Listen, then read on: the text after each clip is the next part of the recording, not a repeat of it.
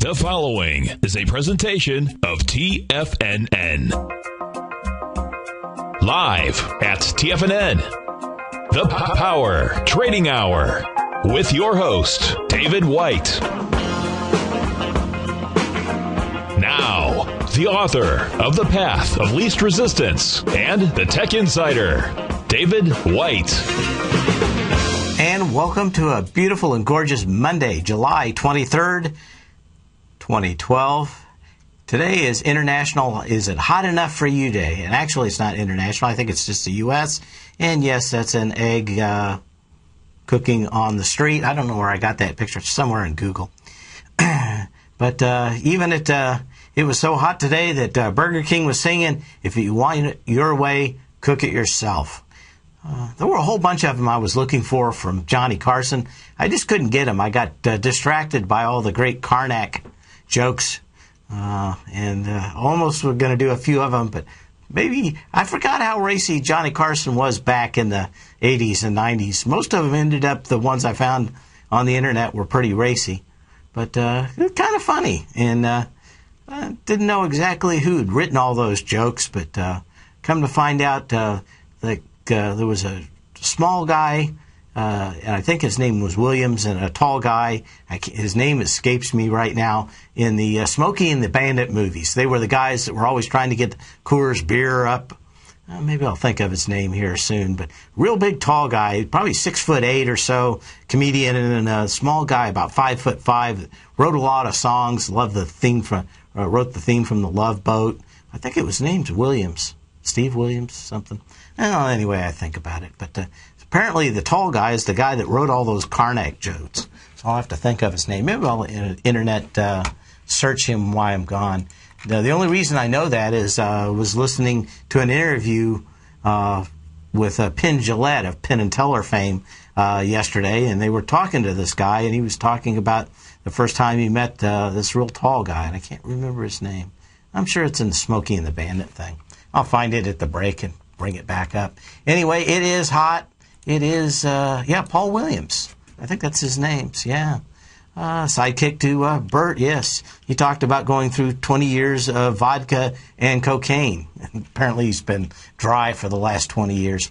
Anyway, it is hot enough for you today. And what did we have coming in last night and this morning? All truth passes through 3 stages. First is ridiculed. Secondly is violently opposed. Third is accepted as being self-evident. And what did Greece find out today? You ain't getting nothing. You're not going to do anything. We're not going to give you any money. I think they're supposed to show up in a meeting on Wednesday or Thursday in Greece, but they already sent the you ain't getting nothing. Hold your hand out. That's all good and well. You guys we're done with you.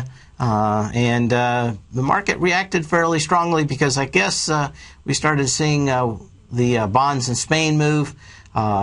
Probably the most interesting move in the world markets this morning was I haven't looked at it lately, but the Russian market was off the worst of all markets, down almost 8% at about 9 o'clock Eastern time this morning.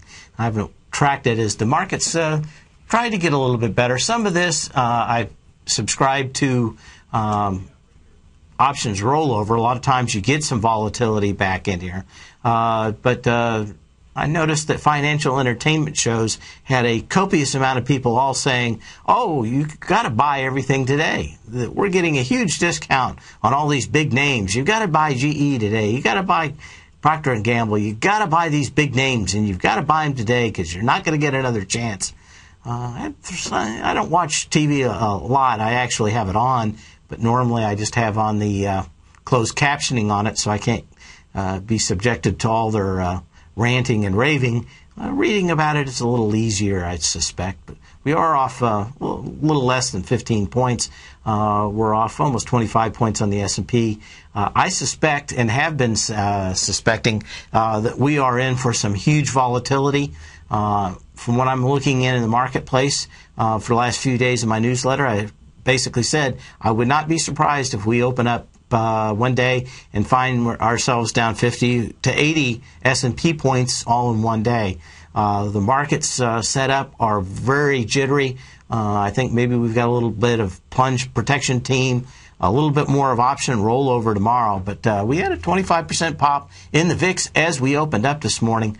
And we'll have to see. What I was showing in the newsletter and talked about a little bit in Tom O'Brien's show on Friday night, just before the end of the show, was the completion of what is called 3 drives to a top. It is a pattern. Depending on who you listen to, the Forex guys tend to think that these have to be all Fibonacci ratio numbers. From what I could do and what I've done the last 13 years, I don't believe that's true in the S&P or the NASDAQ. They tend to be pretty easy to spot, though. It is 3 slightly higher highs, and generally the energy up on the last one is much lighter. You get a lot of volume and a kind of a blow-off top, and it signals a move all the way back to the first of it. I've got a chart up, if you're watching Tiger TV or in the den, showing the 3 points of the 3 drives to a top. Basically, this is a lot like the 3 gap up play, where you have 3 attempts or 3 energy moves. This is a little weaker than most 3 drives to a top pattern. Normally, you have a little bit more move as you go up than you got 10 points and 6 points higher, 5 points higher on the third one. Normally, this shows kind of a little weaker part of the market. Option rollover is, I suspect, is a little bit of this. Don't be surprised if they're pushing the rest of the day and in tomorrow, and we give a little bit of this back.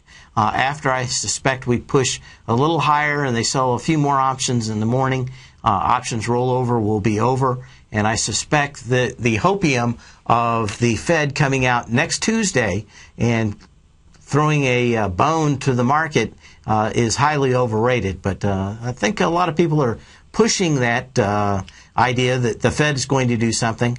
They pretty much have stated that they won't do, unless of a huge emergency, do anything during the 6 months previous to an election. In this 3 drives to a top pattern, most people think that symmetry is key. If we go back and look at it, you've got pretty much the same amount of bars between the bottom of the first move and pretty much you got 4 or 5 days, 4 or 5 days, 4 or 5 days. Few more on the first move up on the bottom, which is not uncommon. But after that, 4 or 5 days, 4 or 5 days, 4 or 5, 6 days, 4 or 5 days. Gives you a good idea of how this pattern works. Symmetry is a big issue in it. Again, a lot of the Forex traders that use this pattern believe that Fibonacci numbers must be used. And I suspect that's because they use much more smaller inter-day trades where those come up a lot. They come up rarely in the big indexes on end-of-day data. And sometimes, although this one does not have it, it is not uncommon to see, especially in Forex data, 3 moves inside of 3 moves. So this last one can actually have, in larger patterns, 3 moves to a top. But almost all of them have the same thing, and that is the target is the start of that move. This would take us back to 1266 and 4 billion shares. So I think we've got a pretty nice setup here. Your risk is always a close back above the first high. A close below the first high confirms the move, so any close above 1363 would negate this pattern. Pretty good risk-reward pattern when we're talking, what about 13? Is that 13? Yeah, what do we got? 14 point? Not a bad setup, actually. And I suspect we're probably going to get back into 13, maybe 55 tomorrow. If we can see some of that VIX roll back out, not a bad time to, I think, enter that trade. I've been short for a while because I continue seeing a pattern where we've got the equivalent of what pilots call clear air turbulence just out of the blue. You get a huge drop, like about 2,000 feet. We saw that in CMG. Congratulations to Basil on that trade. But just understand 3 drives to a top. A lot of times used where there's no volume underneath it. Still seems to be a fairly effective pattern even without volume. VIX did pop 25%. That's going to be a little bit off. Maybe I'll check it during the break. But biggest one-day jump since November 9th, if you want to go back, look at that day. Google is completely sold out of their 16-gigabyte Nexus 7 tablets. For the last couple of weeks, everything I've read, everything I've seen, and the ones I played with said that this is the absolute killer tablet if you're looking for something in that $200 price range. The 16-gigabyte version is $50 more for twice the memory. Probably not a bad idea to get that, pay that extra $50. But if you're looking for a cheap tablet, smoking fast, great feature set, and I think it's probably going to be the killer of the Flame and some of the other Kindle products and Barnes and Noble's products. Just seems so much head and shoulders better in design and implementation. Of course, Google did not design this. This was designed by a company called Asus, A-S-U-S. They make a lot of computer-based products. I've always liked their motherboards, although I'm a Gigabyte fan. But pretty much sold out everywhere, and going to be a little while. I saw somebody post this just before the show in the den, but pretty good product out there, and I suspect will solidify the low end of the market and take a lot of those other players like Amazon and Barnes and Noble out of the low end tablet. Again, I think I said it on Friday on Tom O'Brien's show, but this looks like the definitive product on the low end. Apple in the mid end, and Microsoft's Surface. Their expensive version that runs all Microsoft products for about $1,000 on the high end. Since it includes a keyboard and runs all Microsoft software, also has the hardware built into it for financial applications that require, if you work at a bank, you have to do everything using a approved encryption standard. Also, if you're in the financial community and you work at one of the big street names, pretty much the exact same thing. So, pretty nice deal if you want a nice combination between a tablet, something nice and thin and light, and a product that actually runs all the software, including existing Microsoft software. Pretty cool. Microsoft is announcing pricing details for its Windows 8 App Store. Talked on Friday about the ship date for Windows 8 is going to be October 26th. The Windows 8 App Store, pretty interesting. Their cheapest app will be 50 cents higher than the Apple Store, so you can buy things from Apple for $1 through their store. It's going to be $1.50 on Microsoft Store. But you will be able to get 7 days before committing to a paid version when the Windows App Store opens up. So try it before you buy it. Probably a little bit better for the Windows 8 guys. Anyway, we'll be right back after the break. Kate Stalter's exciting newsletter, Low Priced Leaders, has just launched, and now is a great time to get a 2-week free trial. Every Wednesday afternoon, Kate sends out her weekly newsletter to her subscribers where she focuses on small cap stocks with market caps under $2 billion, as well as low-priced equities with share prices ranging from $5 to $12. Kate tracks a variety of stocks with a combination of strong technical support and solid fundamentals. Many of the stocks featured will be recent IPOs. These newer issues are often some of the biggest price gainers in the market and provide an excellent opportunity for substantial gains if timed correctly. You can catch Kate Stalter live on Tiger TV with her small cap roundup every Tuesday and Thursday at 11 a.m. Eastern Time, and visit TFNN.com right now to get your 2-week free trial to her brand new newsletter, Low Priced Leaders, while locking in the low introductory monthly rate of only $37.50 per month, almost a 50% discount. Act now.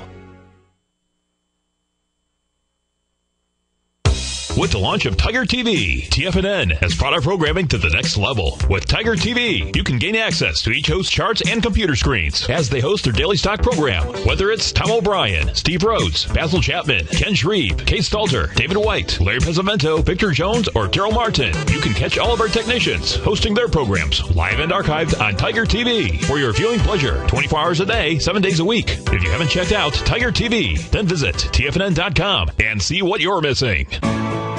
You take a hands-on approach to managing your investment strategy. You're always looking for the next trading opportunity to magnify your perspective. Direction Shares connects sophisticated traders with a powerful array of ETFs from a wide range of asset classes. The markets may go up and down, and you want tools for both sides of the trade. Discover how we can help at DirectionShares.com today. An investor should consider the investment objectives, risks, charges, and expenses of the Direction Shares carefully before investing. The prospectus and summary prospectus contain this and other information about Direction Shares. To obtain a prospectus or summary prospectus, please contact Direction Shares at 800-851-0511. The prospectus or summary prospectus should be read carefully before investing. An investment in the funds is subject to risk, including the possible loss of principal. The funds are designed to be utilized only by sophisticated investors such as traders and active investors employing dynamic strategies. Investors in the fund should understand the consequences of seeking daily investment results, understand the risk of shorting, and intend to actively monitor and manage their investments. Distributor Foreside Fund Services, LLC. Many of our new listeners have heard about the Tiger's Den, but wondered, what exactly is it? The Tiger's Den is a lively community where professional traders and investors can meet, exchange ideas and information in a comfortable, moderated atmosphere. Hear all of your favorite TFNN shows, plus see all the charts as they happen live during those shows, and have access to archives of those charts. You can test drive the Tiger's Den absolutely free for 30 days. It will greatly enrich your knowledge of these markets. Details on the Tiger's Den are on the front page of TFNN.com.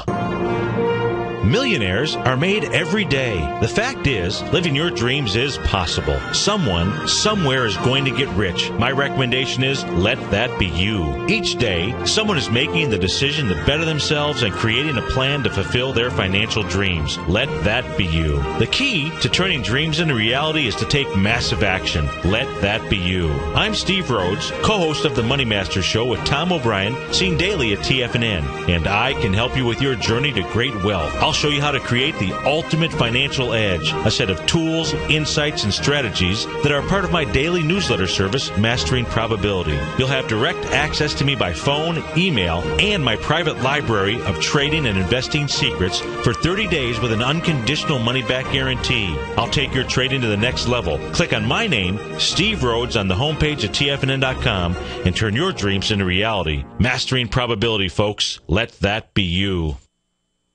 This segment is brought to you by Goldfields. For more information, just click the Goldfields banner on the front page of TFNN.com.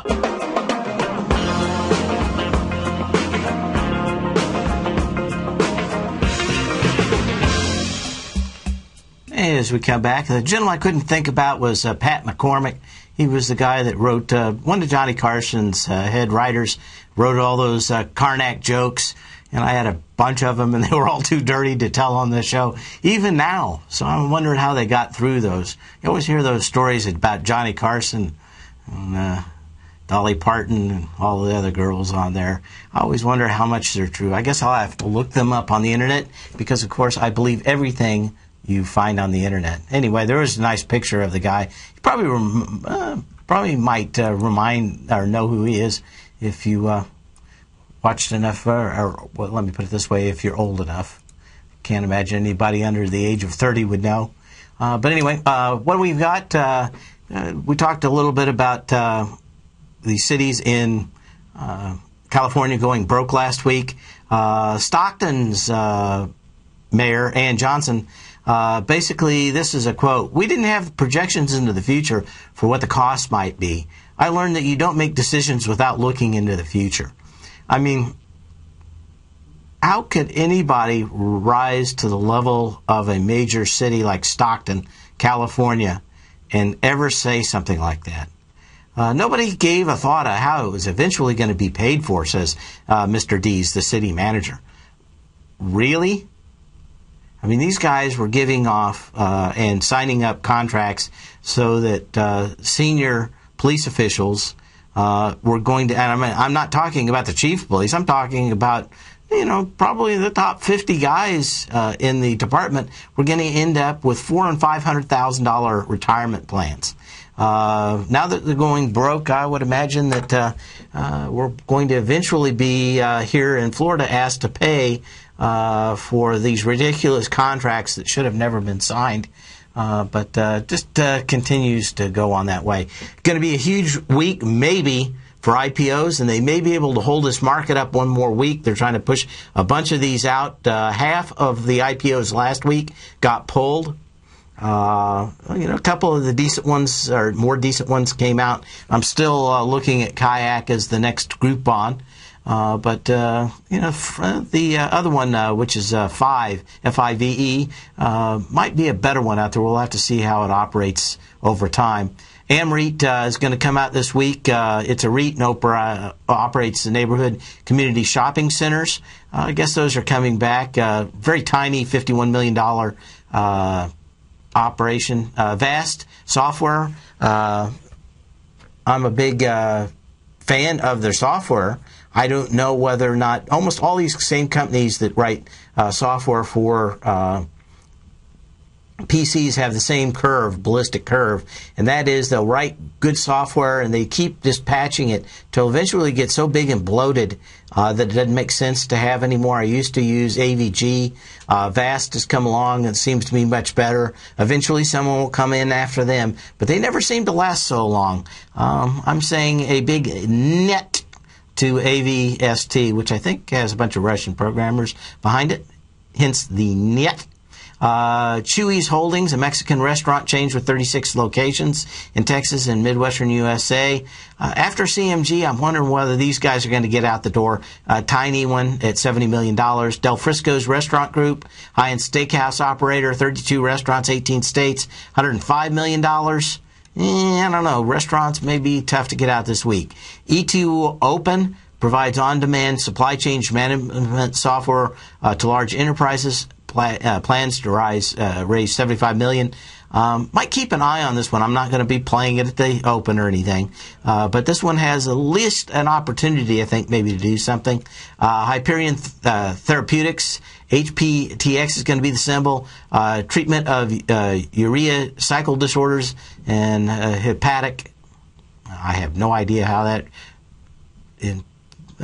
I'm not going to even attempt this word. Plans to raise $50 million. Again, kind of small, especially for a company in the health sector. Natural Grocers by Vitamin College. Know nothing about these. Maybe Nico Friday knows something about these. Maybe someone will call in and ask him if he knows anything about this company. Natural Grocers by Vitamin College. $100 million. Kind of small. Northern Tier Energy, NTI, independent oil refiner and retailer in the PAD 2 region of the U.S., wherever that is. Plans to raise $325 million. Actually, almost a real IPO. Someone actually needing real cash other than trying to make a quick score. Minority Report software. We'll finish this up when we come back. But actually, the gentleman that designed the software that's shown in Minority Report, the movie that came out in 2002, has started a company. He was out of MIT. We'll talk about this when we come back.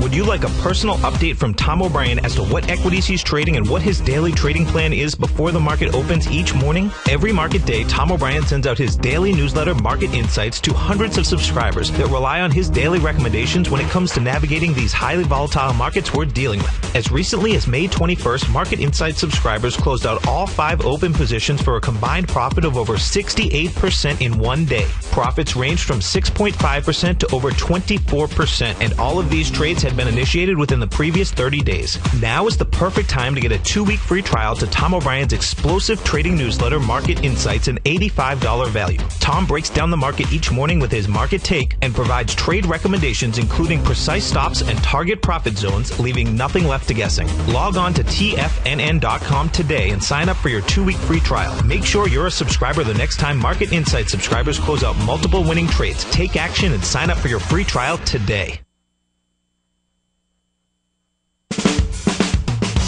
If you're an investor looking for a great weekly investment newsletter, then now is the perfect time to try out Ken Shreve's Ultimate Growth Stocks. Every Tuesday, Ken breaks down multiple sectors in his weekly newsletter, Ultimate Growth Stocks, with a full in-depth report including specific trading recommendations within his model portfolio, charts, sector analysis, upcoming economic data, along with intra-week trading updates on newsletter positions whenever the market dictates. Right now, you can receive a full month, that's 30 days, to evaluate Ken's newsletter free of charge to see if it fits your trading plan. At less than $75 per month, Ken provides you with his expert trading advice that can pay for itself in no time. Take advantage of this great offer by signing up for a 30-day free trial to Ken Shreve's Ultimate Growth Stocks today. Don't let this offer pass you by. Visit the front page of TFNN.com and sign up now. What type of investor are you? Conservative, moderate, or aggressive? No matter your investor personality, your overall portfolio should reflect your financial goals, time horizon, and your risk tolerance. Help ensure your portfolio is appropriately invested with an asset allocation plan from Morgan Stanley Smith Barney. Simply picking the right stocks is not enough. Research has shown that choosing the right proportion of stocks, bonds, and cash is essential to the success of your long-term investments. Morgan Stanley Smith Barney believes that a carefully selected portfolio can lower volatility and increase investment return potential. Find out about what asset allocation and the Morgan Stanley Smith Barney financial advisor can do for you. Call Angela O'Brien, First Vice President and Certified Financial Planner of the Clearwater, Florida branch at 727-441-6108 today to discuss your personal financial needs. Asset allocation does not assure a profit or protect against loss in declining financial markets. Investments and services are offered through Morgan Stanley Smith Barney, LLC. Member SIPC. Has the current market volatility continued to stop you out of trades when the market spikes against you? Now is the perfect time to open up an account with Nadex. Nadex, the North American Derivatives Exchange, is a brand new, completely regulated Chicago-based exchange, and unlike most other exchanges, Nadex allows you to trade directly through them with direct market access when using their completely free trading platform, which also features real-time charts and full customization capability. One of the advantages of trading with Nadex in volatile markets is that your risk is always capped and you have the ability of keeping your trades open even when the market spikes against you. Nadex is completely brand new with a line of unique trading products that are unavailable anywhere else. See how it works at nadex.com. That's NADEX.com. Or click on the Nadex banner on the front page of TFNN.com. Futures and options trading involves risk and may not be appropriate for all investors. This segment is brought to you by Crocodile Gold. For more information, just click the Crocodile Gold banner on the front page of TFNN.com.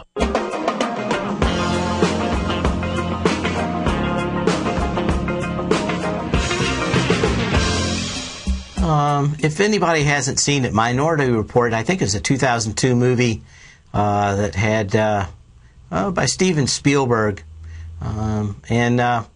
Probably the most interesting thing was they basically mocked up the idea of a MIT professor who came up with this enhanced ability to go through huge amounts of data on kind of floating displays in the movie. It's kind of interesting. We've already seen Microsoft show their product that's called Glass. And the whole idea is that you should be able to sit there and move something and flick it and have it go from your smartphone to your tablet or into your Xbox. They pretty much have already worked fairly significantly in making sure that all those different products will work together. Going to be kind of very interesting. Anyway, they're starting, I guess he started this company, and the CEO and this under Koffer, probably his name from MIT, the professor, basically was asked to design this interface for the movie. And this interface is actually, if you've seen the movie or watched NCIS or Los Angeles or seen some other things that look kind of funny, the design of this thing actually has only worked for a couple of years. They've mocked it up in Hollywood to make it seem like it's been available for a long time. But since they showed it in a movie, it's going to be very hard to patent something that has a huge prior art. With the extent that actually this was designed for the movie, they may try to still make some complaints about it. We're already 10 years down the road of a potential patent, and as far as I can see, all the rights still are owned by MIT. So we'll see how this comes out, but I imagine we're probably going to have more patent lawsuits over this technology, but we're already going to see a whole lot of this coming out in Microsoft products with Glass and Windows 2008. One of the reasons I think they've got a lot of stuff going on. This Wednesday, the last half of the hour, I'm going to have John McCormick on. He's written 9 algorithms that have changed the future. Explains how your cell phone, laptop, tablets, and other computers do amazing things they do. But I'm going to talk to him about maybe algorithms that are going to change the investment landscape. But when you look at, say, hey, algorithms never did anything for me. Well, if you own Google stock, almost 98% of their profits come from a algorithm just to do searches. So we're going to talk about how algorithms are making huge amounts of money, what an algorithm is, and how to do it in the second half of Wednesday's show. And John McCormick. Anyway, we're going to get to some of these other stocks. Market's slowly improving, but not out of the realm of being off 13, 14 bucks. Let's see what else we have here going on. Let me get back up to my charts. I should have one out here. We're seeing a few of these. We'll go through a few of them that we've been talking about the last week on the show that look like they pretty much made significant highs. Wolverine Worldwide, we talked about this one on Friday. Gap down here, but still fairly nice. Like this one just because of the huge differential in volume that we saw between this one. Normally, you say anything less than 10% is a pretty good signal. We had 4.7 million shares compared to less than 500,000 shares. So what are we talking about? Not even 20%. Of a previous high. It went above that high, it closed below it, and you're pulling back. The energy is about half. If you can see this entire television, my power law vector indicator shows that the energy up on my power law vector indicator was 4.1. This last big long leg from $36.97 all the way up to $44.39 had about half that energy when you look at it. And of course, all you have to see is those huge 2 moves, big candles on heavy volume back in those days at 4.7 and 4.7 million shares. And of course, we're having 400,000 and 171,000 shares today. Continues looking a little rocky. What else do we have going on here? Another one, Wells Fargo Company. A lot of these banks looking the exact same way. This one didn't test. I was hoping it would still get back up to the high. $34.59 on April 2nd. But the highest volume back in there was 360,000 shares for 336 million shares April 7th. We got back into it with 29 million shares. A little more customary, a little light. But on these bigger companies, 7 million shares is enough. It needed about 20 cents more to get to that high and test it. Of course, we're probably going to have a little bit more volatility with this one, but the test of these highs are starting to work fairly good. Another one is Valdez Holdings Limited, symbol is VR. The interesting thing on this one was another less than 50% test of a high on a lighter volume. May 11th gets your high in at $33.25. Maximum volume within 0.5% of that high was 1.3 million shares. Same thing, we get above it on July 19th up to 53, is that right? Closed below it on that day, so valid sell signal. 2 moves down from there. Pretty nice. Urban Outfitters, another stock out here. Same thing. We talked about WWW. Both Urban Outfitters A lot of these stocks that have to do with actual retail sales are looking awful weak. Urban Outfitters, URBN, the April 3rd high, $31.36, 9.5 million shares. Again, get above it. You close below it as your sell signal. This time we had 2.6 million compared to that 9.5 million shares. Pretty good indication that, it's going to be hard with 25% of the volume to displace and get a lot of people excited about buying a breakout when there's only about 25% of the people showing up to buy something. Not a lot. If you go to an auction and not many people show up, it's going to be hard to get. It's going to be like Barrett Museum or Barrett Auction for a nice car, and you see the 67 Bullitt Mustang come by, and there's like 5 people wanting to bid on it. You got a couple thousand people breathing and yelling and screaming. You kind of get that the blood kind of boiling up there. People start bidding pretty high on them, but you only got a couple people standing around. Hard to get all that chum in the water, get people going, and that's certainly Urban Outfitters. Looks like it's fairly topped out. We brought up on Wednesday, I think, Time Warner, and it did complete and have a fairly decent pullback. TWX is a symbol when we look at the February 8th high, basically 14 million shares. Get into it with 8.4 million shares. I think people can start seeing my theme here of why I was not going to be surprised if we saw a market open up 50 or 80 points on the S&P lower. I suspect that we could have a huge move on some kind of surprise in the marketplaces. Laura Law, LO is the next symbol I'm looking at. The April 13th high, $138.88, 1.1 million shares. Got into it with 700,000 shares on July 16th. It's been trying to roll over since. Finally pulled back in. The energy has been fairly lax, like a summertime rally. And it looks to me like this thing could pull back one more time into these lows right around $118, $19, where we had our last, what was that, $118.72 on July 5th. We could come back into this gap. The gap had some nice volume, probably fairly decent support, gapped up on 3.9 million shares, so a million, probably a good buy point right back there on June 5th. But you've got the sell signal on lighter volume here, and a good chance to get out of that stock if you were in it.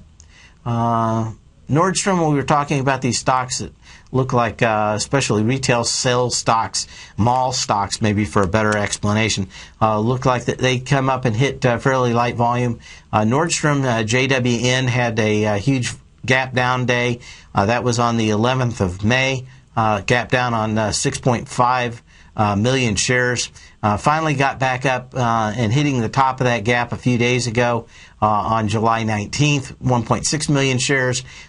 Good indication that it wanted to come up and try to fill that gap, but still couldn't get above it, still couldn't get any juice. We got a little lighter volume. There's a nice little gap down about 48.50, and looks like we could do that. I think someone was talking about GPS, but this is a different one. This is a gap. Again, another retail stock making fairly light highs during expiration week. May 1st high, $29.23, 8.9 million shares. We get into it 6.7 million shares. We do go above it. We've closed below it, and why it's still hanging out here a little strong. Not much volume back into these highs, and you've got to be very wary.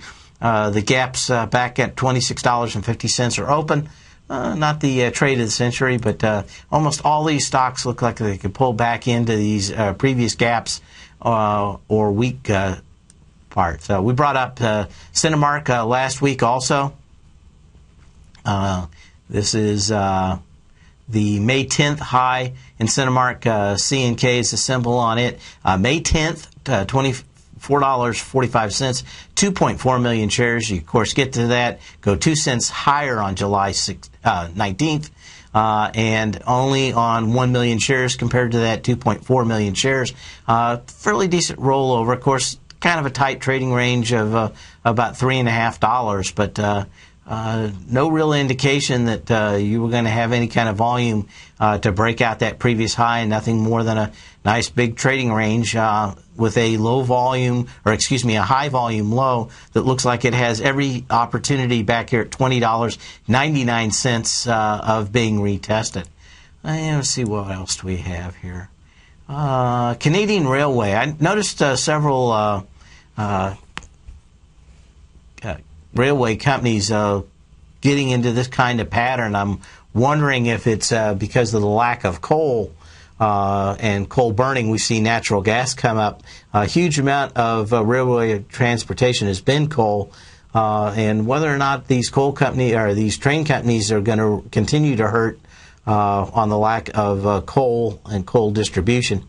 But Canadian Railway Company, symbol is CNI, had a nice high out on May 1st, $87.10, 800,000 shares got into it, above it, and closed below it the next day, but $88.10 on July 19th, but just 520,000 shares. So again, fairly light, not a lot of energy up into this high. Nice, decent, basically Friday's close below that was your sell signal or short signal, and a nice gap down today as we continue looking at these stocks closing lower. Valdez Holdings, that was the one we talked about a minute ago.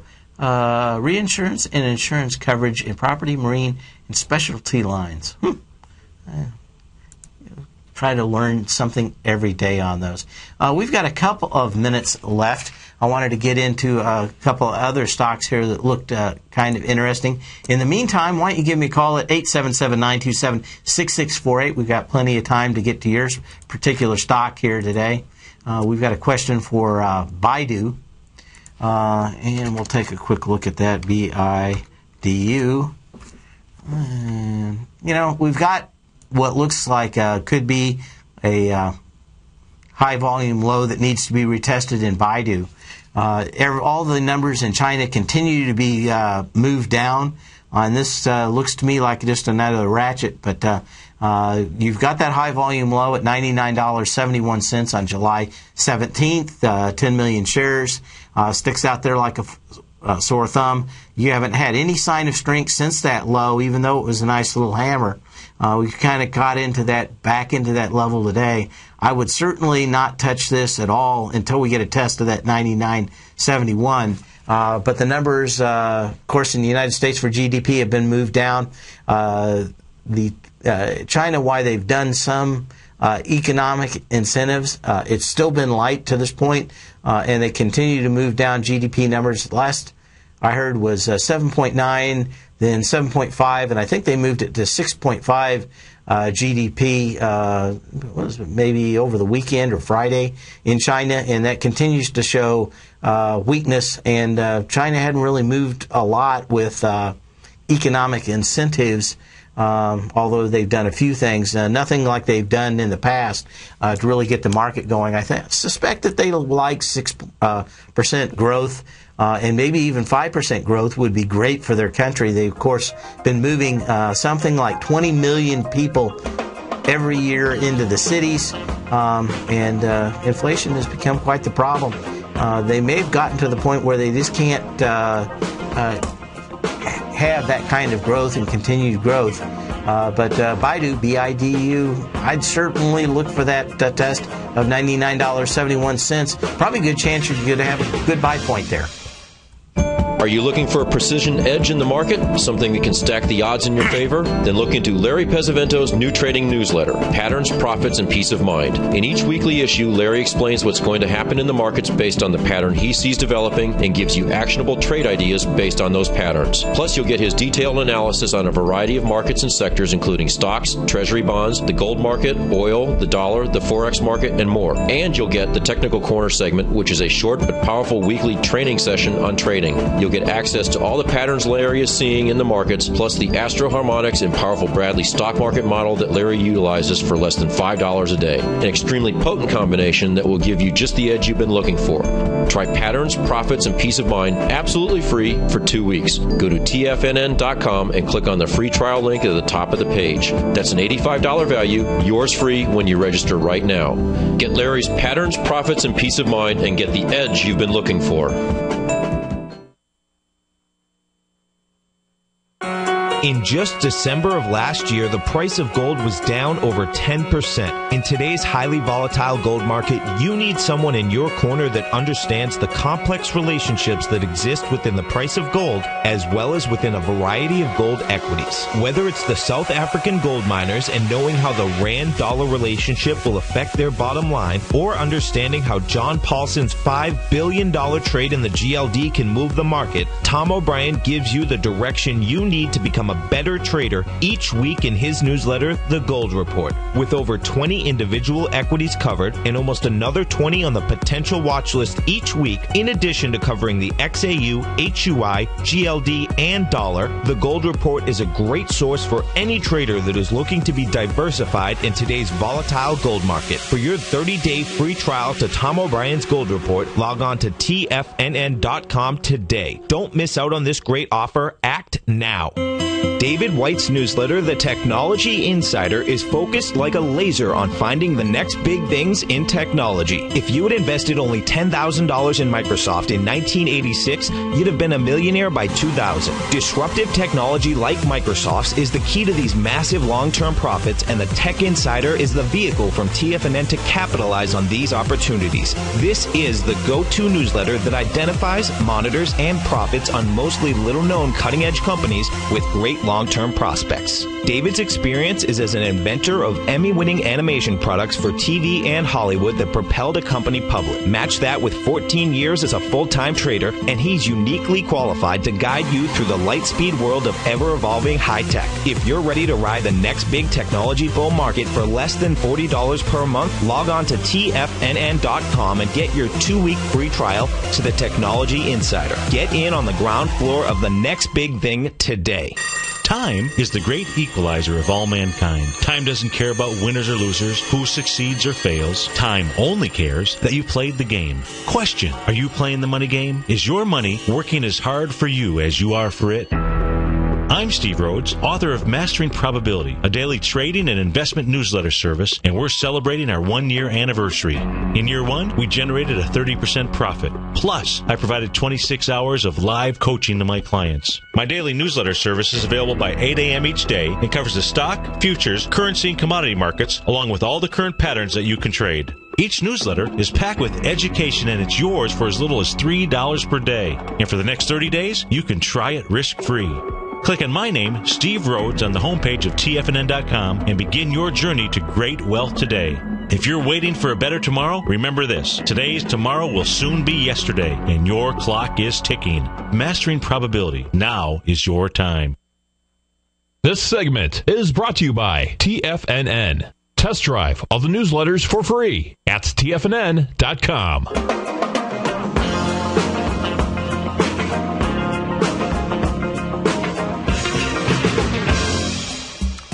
As we come back, got a lot of people looking at some of these stocks. Apple, I'm not a big fan of being short. I've said for a while that, the only thing they have to do is start shipping those units in China, or say they're going to start shipping those units in China, and they can kick out 5 or 10 million iPads here in a real hurry and get everything back on track. So, not a big fan of being short Apple. I suspect that they're in a larger trading range, that 533 is probably on the low side. I could see this thing, maybe they come out with some big numbers or say that they're shipping the Chinese version during earnings or something. I wouldn't see that, be that out of the scope of things to see Apple pop to 644 again, get the retest, maybe on lighter volume and give a sell signal. But at the same time, they're going to have to continue working on a market. Like I said, it looks like the low end is got a fairly decent product. I know that Apple is working on a lower end, inexpensive $200-300 tablet to kind of stave off competition at the low side. But we'll see how long it takes for them to get that out. On the high side, I don't know if they have a great competition for any of the products that Microsoft has, with units up to 80 inches for wall and displays. But you'd think that Apple has thought that through. But they're such a quiet company, it's really hard to tell. One of the ones I was looking at, I was talking about on Friday on the show, was Microsoft. On Tom's show, and said that I thought this thing was going to get back. Kind of a nice pullback, but I think you're probably looking at a one more test, since the volume was just slightly higher on July 12th than on June 4th.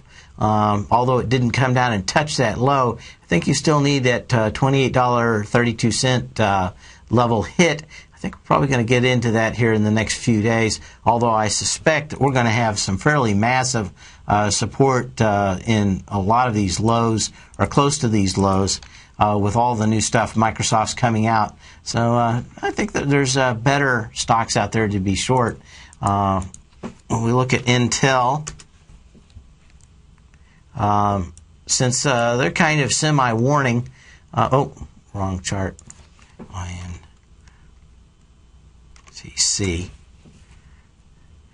Since they're kind of dubious earnings call, let me put it that way, we've seen them actually not making too bad of a signal here in a possible low. The support level's all been about $24.92 from May 23rd, where it came down and hit 61 million shares. Bounced off of it on June 4th with 39 million shares. Tried on a little higher volume, almost equal to that first low, but still slightly lower. July 12th low, 53 million shares. Today, we get into that. We haven't broken that low. It'd be nice to get a few more pennies, but pretty good indication that this thing's probably in a very tight trading range from about 24.68 to probably 26.42 without major market dislocation. So a lot of these bigger stocks out here continuing to have these tight ranges, and of course the longer they hang in these tight ranges, the more energy they're building up. I suspect that somewhere around September we're going to see Intel really start to move. They've downplayed the role of Windows 8, and I think in kind of a sandbagging way they've done that. I think their foray into tablets is not too far away, and looking for a major announcement for them to have a very inexpensive processor for these tablets going forward. Anyway, we'll be talking to you again on Wednesday, and have John McCormick in. You all have a great and safe day.